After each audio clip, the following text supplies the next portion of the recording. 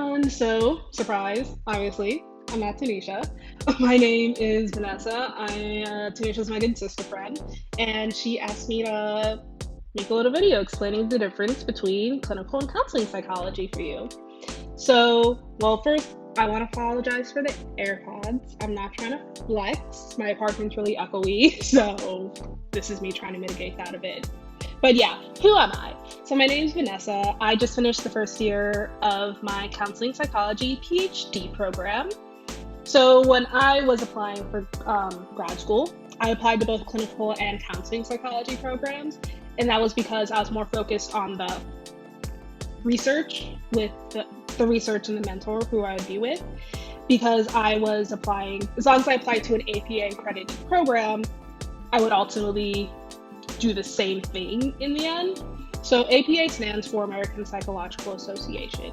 And in order to be a licensed psychologist, you have to go to an APA accredited program. So as long as I went to the program, I knew I would get the training I need to then get licensed to be a therapist. And because I was just like, oh, as long as it's APA accredited, it's good, it's fine. I honestly didn't really know the difference between clinical, well, actually first, not even the difference. I didn't even know what counseling psychology was until I had entered my program. But now that I'm here, I'm actually really happy I'm being trained as a counseling psychologist. But that's like my brief who I am, so let us get into this. One of the first things I want to note is, before I get into the history lesson, I lied about the transition. The first thing I want to note is that if you go to an APA accredited program, your outcome will be the same. Legally, counseling psychologists, if they go to an APA accredited program, are no different than clinical psychologists. Your degrees carry the same weight. You can do all the same sorts of things. It's really more helpful to think about the differences in the fields between clinical and counseling psychology, about the lens that you will be equipped with, well, the lens that you will be taught through, versus like an actual different field. Also, if you see me looking down a lot, I'm looking at my notes because I came prepared. Not shade at Tanisha. Tanisha's super prepared all the time, and I just want to try and live up to her level. Maybe she won't be that. Anyway, so here's the real transition. Woo. Brief history lesson, because I think it's, as I talk about the differences between the field, I think it's important to understand what these fields came out of. It really helps explain the difference. So, clinical psychology came out of the medical model. And the medical model is a model that assumes that psychopathology is above and beyond the result of one's biology. So, if you have a mental illness, if you're depressed and stuff, it's because there's something biologically in the brain, which again is true to an extent, but that's the end all, that's really the most of it. And there's a slight more focus on assessment. So when I say assessment, it's a bit complicated, right? Because counseling psychologists get trained in assessment too. But when I say assessment, I mean more like neuropsych testing and stuff like that, because it's slightly more, it's not as like medically focused as say psychiatry, which is a whole nother beast, and you have to be a medical doctor in order to be a psychiatrist. But it's slightly, if we put it on a spectrum, we have psychiatrists that treat mental illness as just it's like a physical illness, that's the same. You have clinical psychologists that are like, okay, like, you know, there's some social factors, and like if you have a biological predisposition and something happens, then you're going to get then you'll develop a mental illness, biopsychosocial model, if you learned about that in your intro to psych class. So we have psychiatry here. It's all in your brain. Clinical, yes, it's all in your brain, but some other things, but it's still mainly the brain. And then we have counseling psychology, which is, it's a bit more holistic. And the reason it's a bit more holistic is that it didn't come out the medical model, or was almost an offshoot of psychiatry. It actually has its basis in vocational psychology, also called career counseling. And our history, it really comes out of immigration and war, as my advisor explained it. Oh, speaking of my advisor, fun fact, my program was one of the first counseling psychology departments in the country. It helped found the field. Wild, didn't realize that until after. But anyway, Our history comes out of immigration and war. World War I and II, we had a lot of veterans after that were coming back and needed to learn how to get jobs in order to integrate into the economy and adapt in that way. And at the same time, not at the same time, America is a country of immigrants, sorry, but there's also a period of immigration where there are a lot of people coming in and they needed to learn how to get a job and like accumulate in that sense. So that's kind of where counseling psychology comes out of. So that's the very brief history lesson for you. So remember this going forward. Clinical psychology comes out of the medical model. We're more focused on the brain, it's all up here. Counseling psychology comes out of vocational psychology, which is like helping people acclimate in order to succeed. We got that? We got that? Good. So, why did I give you that history lesson? How do those histories show up today? So, as I touched on before, clinical psychology focuses a bit more on the brain, and it's very more individualized that the causes mental illness. I kind of explained the biopsychosocial model briefly, but that's really what it is. If you have a mental illness, let's focus on you. It's very individual. Whereas counseling psychology, we treat the person as a whole, a bit more as a whole. And in addition to that, we consider the external, like, society factors that can influence mental illness. So the example I kind of give to myself and to others to explain the difference is, let's say we have a client coming into a therapy office, and this client is from a marginalized background. They could either be Black, non-binary, they could be low SES, what have you. My point is, they're coming in with, say, depression, anxiety, something basic, and this is their background.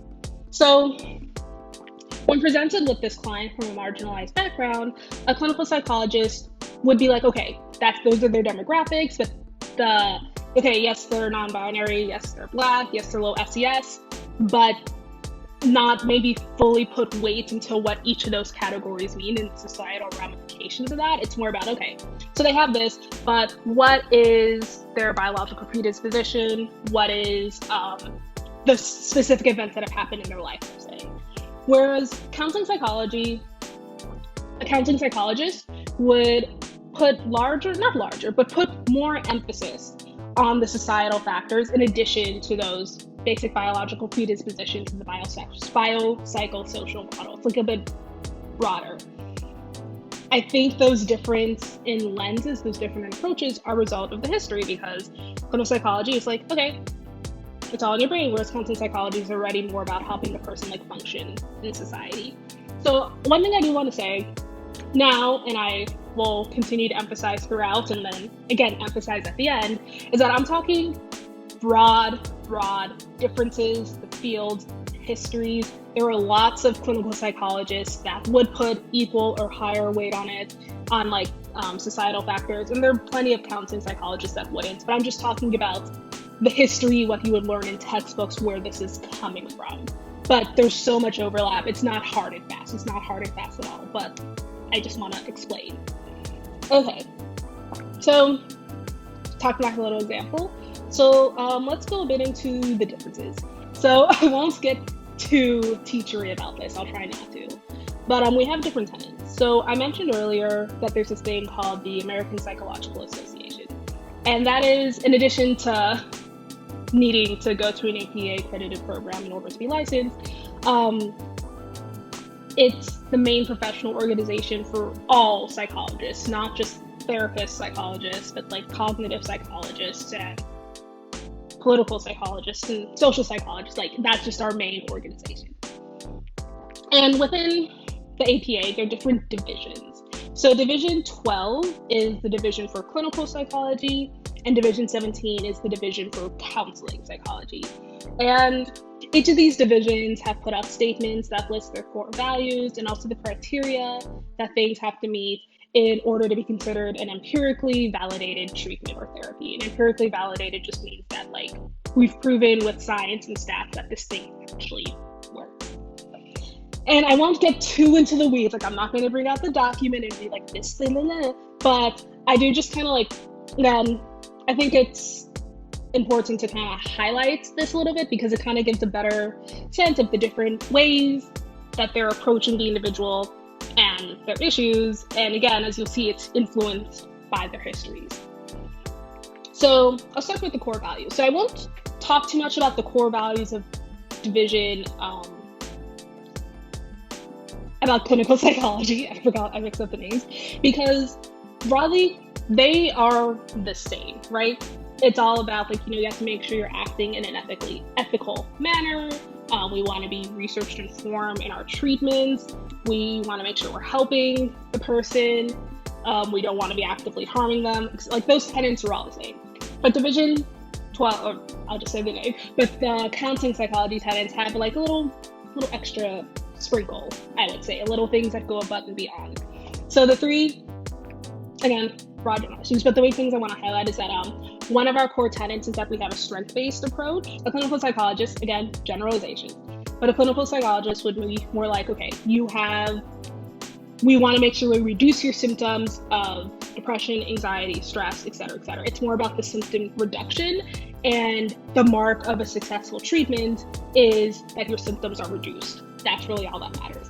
Whereas a strength-based approach, of course, symptoms reduction, et cetera, is important, but in addition to that, we want to make sure that there are things adding to your life as well. So it's not just like, oh, have your symptoms of depression gone down, but it's also like, oh, I've also like picked up yoga or something that adds to my life. That's a bad example, but broadly, we want to make sure we're not just reducing bad stuff, but we also understand the importance of adding good things into your life.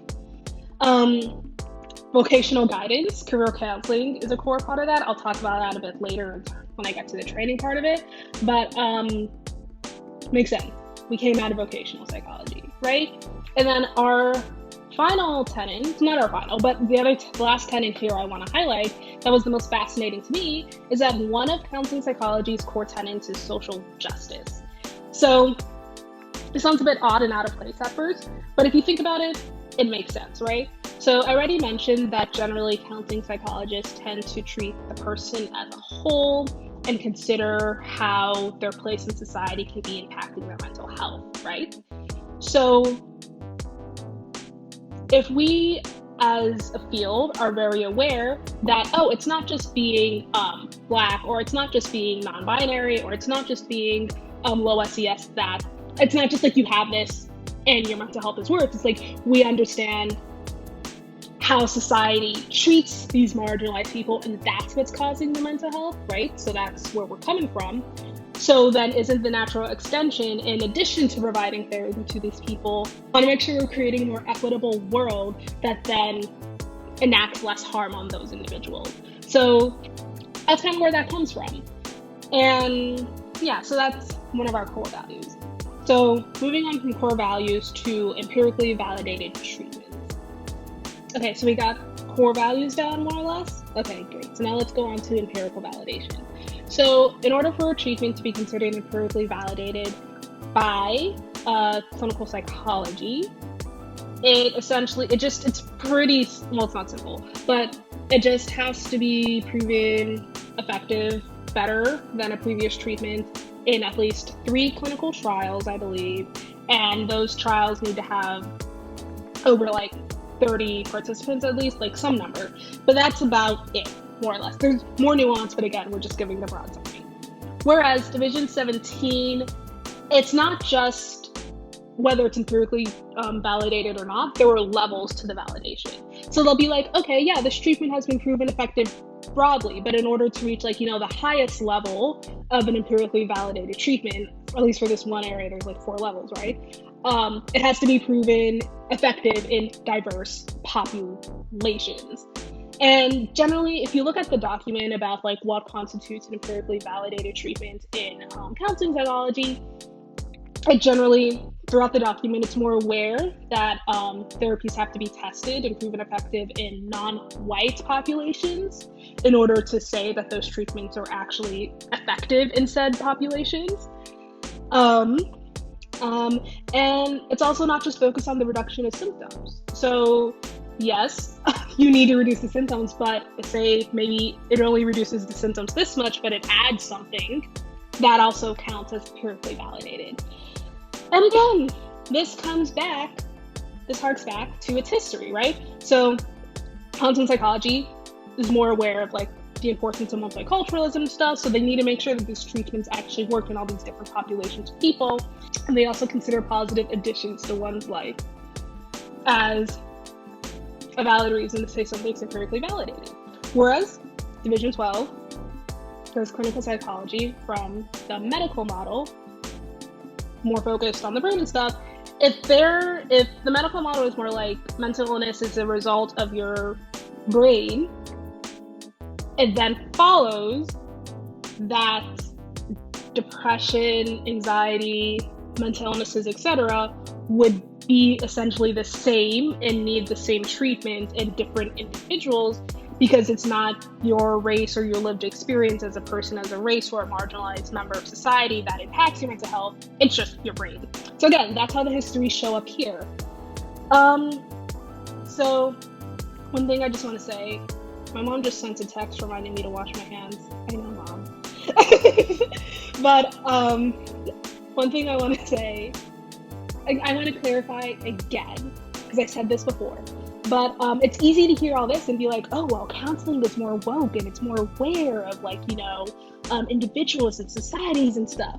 And I'm not trying to give that impression at all, that one is better or more worth. I'm just trying to relate the differences in the organizations and the divisions. If you read their documents, what they set out, their histories, that's just what it is. But it's not trying to be like, one is better than the other. There are plenty of people in clinical areas that are more focused on cultural psychology and all of those nuances. I should know, I applied to many clinical psychologists that did that, and I'm wildly impressed. Like Tanisha, she's a clinical psychologist and she's focused on Black people and SES, like right there, see? So it's not just that. And then additionally, there are plenty of people in counseling psychology that completely ignore all these nuances. This is just why it's very broad generalizations, just talking about the organizations and their history. Ultimately, of course, how multiculturally aware you are comes down to the person. Yeah, but I'm just talking about the orgs and their history. Okay, now that I got the little disclaimer out of the way. So yeah, I talked about histories, some differences that are the same, but let's talk about the training.